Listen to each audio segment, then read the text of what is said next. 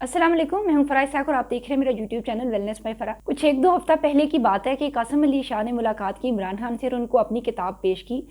जो शुरू की जुज़वियात थी 1-2 दिन तो बड़े पुरसुकून गुजरे और उसके बाद एक तनकीद का और इल्ज़ामात का एक लामुतनाही सिलसिला शुरू हो गया और अभी तक वो थमने में नहीं आ रहा है। हम सब ने उसके ऊपर कुछ ना कुछ रिफ्लेक्ट किया, सब लोगों ने कुछ ना कुछ बातें की जो उनका ख़्याल था। लेकिन मुझे अब ये नज़र आ रहा है कि कितनी बड़ी एक कंट्रोवर्सी चल निकली है जिसको एक्सपेक्ट नहीं किया जा रहा था।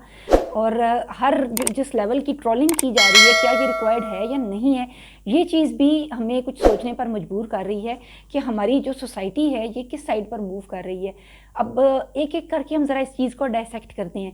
इल्ज़ाम नंबर 1, कासिम अली शाह ने इमरान खान को अपनी किताब दी और सूंघने को कहा। यहाँ तक कि जो वो आदिल राजा हैं जो पॉलिटिकल बनाते हैं, कंटेंट बनाते हैं और बहुत ही एक हॉट ब्लॉगर हैं, उन्होंने ये इल्ज़ाम आयद किया कि वो जो किताब थी उसके अंदर दरअसल जहर था और इमरान खान को स्लो पॉइजनिंग के लिए लॉन्च किया गया था कासिम अली शाह ने। अब ये इल्ज़ाम नंबर 1 हो गया। उसके बाद दूसरी चीज़ ये कि इनको इदारों ने लॉन्च किया था और ये मिज़ाइल चलने से पहले ही ठुस हो गया, यानी उनको लॉन्च किया गया था और उनको कह कर भेजा गया।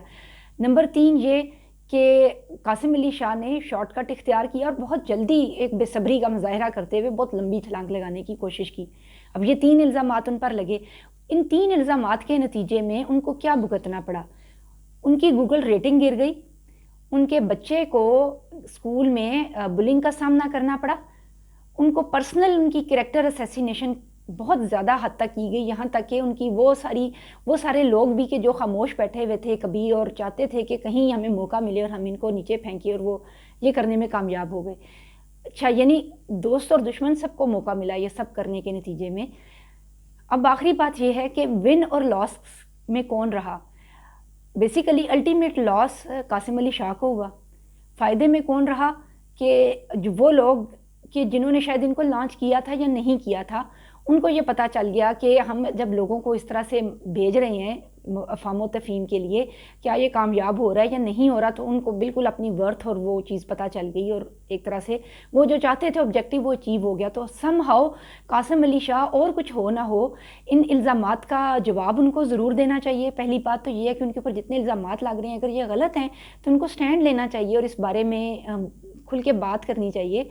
जिस तरह पिछले दिनों कुबरा खान ने बात की थी कि अगर मैं इसमें शामिल हूँ इन सारी वारदातों में और मेरा नाम आ रहा है तो मैं इसको कोर्ट में लेकर जाऊँगी, जिसके नतीजे में क्लैरिफिकेशन देनी पड़ी कि उनका जो नाम का एब्रीवेशन है एक जनरल टर्म है और ये उनके लिए नहीं था, उनको एक्सक्लूड किया गया। अब ये इस तरह से हमारा जो सोशल मीडिया है ये किस हद तक एक तरह से डैमेज कर सकता है डिफरेंट चीज़ों को। तो अगर वो सच्चे हैं और उनकी किताब में कोई ऐसी चीज़ नहीं थी जो स्लो पॉइजनिंग वाली थी, तो बस कासिम अली शाह साहब को चाहिए कि वो अपने ऊपर इन इल्ज़ामात के हवाले से कोई ना कोई प्रैक्टिकल इक़दामात करें। उसके मुकाबले में नज़र क्या आ रहा है कि वो और ज़्यादा पुखला गए हैं और अपनी जो उनकी फाउंडेशन है उसके ऊपर अजीबो-गरीब किस्म का नया कंटेंट डाल रहे हैं जो कि थोड़ा इर्रेलेवेंट, इस तरह वो नहीं किया करते थे। एकदम बंदा जैसे घबरा जाता है, ऐसा नज़र आ रहा है उनको देख के। और अपनी साख बचाने के लिए या अपनी पोजीशन बचाने के लिए जो भी चीज़ है उसमें। दूसरी चीज़ ये है कि एक चीज़ हो सकती है, इंसान ख़ता का पुतला है और हम सब कभी ना कभी गलतियाँ करते हैं, और उनके साथ भी ये ज़रूर हो सकता है कि उनको किसी ने अप्रोच किया हो और उनसे ये कहा हो कि आप इस मामले में, ये जो हमारा पॉलिटिकल टर्मोइल चल रहा है इसमें मीडिएट करें, हमारी हेल्प करें, आप बहुत पॉजिटिव फिगर हैं, आप बहुत पॉजिटिव रोल प्ले कर सकते हैं और आप उधर भी जाएँ, उनसे कहीं इनको माफ़ी दे दें, आप उनसे भी मिलें। कुछ इस किस्म की सिचुएशन भी हो सकती है।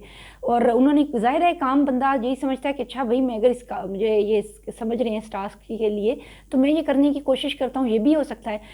हमेशा हर चीज़ के ना, जब हम साइकोलॉजिकल पर्सपेक्टिव्स को अंडरस्टैंड करते हैं ना, एक साइकोलॉजिस्ट क्या करता है, वो कभी भी एक ख़त्मी राय नहीं बनाता, बल्कि हम ये कहते हैं कि इसकी पर्सपेक्टिव में ये बात है, इसकी पर्सपेक्टिव में ये बात है, और जब तक हमें ऑन ग्राउंड प्रैक्टिकल एक तरह से प्रूवन नहीं मिलते हैं, एविडेंसेस नहीं मिलते हैं, तब तक हम किसी कंक्लूडिंग रिमार्क तक नहीं पहुंचते हैं। तो एकदम से जब आप सोशल मीडिया पे कुछ भी सुने और देखें ना, तो एकदम उसकी चढ़ाई नहीं कर लेनी होती और तनकीद पर है तनकीद नहीं करनी होती। हाँ, हमारे कुछ सवालों के जवाब हैं, अगर वो हमें मिल जाते हैं तो हम सेटिस्फाइड हो जाएंगे, और अगर इनके जवाब नहीं मिलते हैं तो बेटर लक नेक्स्ट टाइम, हमें इससे आगे बढ़ना चाहिए। और जो हम अभी ज़िंदगी में कर रहे हैं, ऐसे लोग जो कुछ पॉजिटिव रोल प्ले करने की कोशिश कर रहे हैं, उनकी इस पॉजिटिव एफर्ट में उनकी पॉजिटिविटी को भी हमें नज़रअंदाज नहीं करना चाहिए। اپنی دعاؤں میں شامل یاد رکھیے گا. ملتے ہیں اگلے کلپ میں. اللہ حافظ.